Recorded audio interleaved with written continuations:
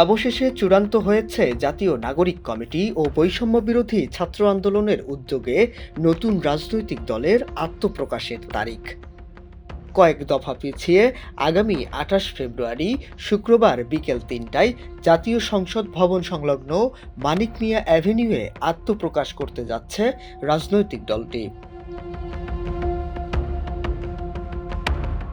এদিন প্রায় ২ লাখ মানুষের জমায়েতের পরিকল্পনা করছেন রাজনৈতিক কমিটির নেতারা। তবে নতুন দলের নাম এবং প্রতীক এখনও চূড়ান্ত হয়নি।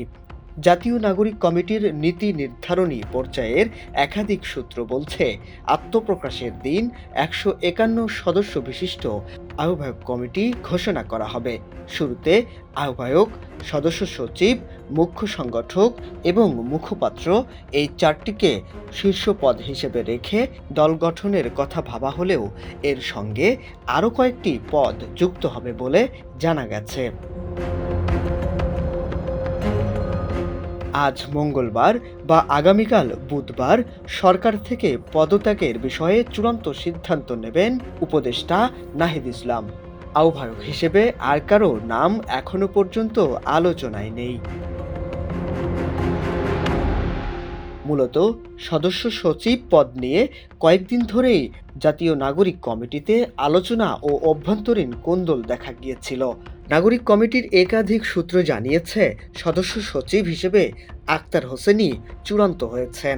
আখতার বর্তমানে নাগরিক কমিটির সদস্য সচিবের দায়িত্ব পালন করছেন। আখতার ছাড়াও নাগরিক কমিটির আহ্বায়ক নাসিরউদ্দিন পাটোয়ারী ও যুগ্ম আহ্বায়ক আলী আহসান জুনায়েদের নাম আলোচনায় ছিল। নবগঠিত দলের কাঠামো ও নেতৃত্ব সম্পর্কে সাংবাদিকদের এক প্রশ্নের উত্তরে আখতার জানান, এখন পর্যন্ত আমাদের দলের নাম চূড়ান্ত হয়নি। সারা দেশের মানুষ যেসব প্রস্তাব দিয়েছেন তার ভিত্তিতে ৩০টির মতো নাম আমরা বিবেচনায় নিয়েছি। ২৮ তারিখে আমরা আহ্বায়ক কমিটির মধ্য দিয়ে আত্মপ্রকাশ করব। সেদিনই দলের নাম, কাঠামো এবং নেতৃবৃন্দের নাম জানাতে পারব। তিনি আরও বলেন, নবগঠিত দলের গণতন্ত্র অনুযায়ী অভ্যন্তরীণ ভোটের মাধ্যমে দলীয় ঐকমত্যের ভিত্তিতে নেতৃত্ব চূড়ান্ত করা হয়েছে। সামনের দিনেও সদস্যদের সরাসরি ভোটেই এই দলটির নেতা নির্বাচন করা হবে। সংবাদ সম্মেলনে আরও বক্তব্য দেন বৈষম্য বিরোধী ছাত্র আন্দোলনের সদস্য সচিব আরিফ সোহেল ও মুখ্য সংগঠক আব্দুল হান্নান মাসুদ। নববার্তা 24, ঢাকা।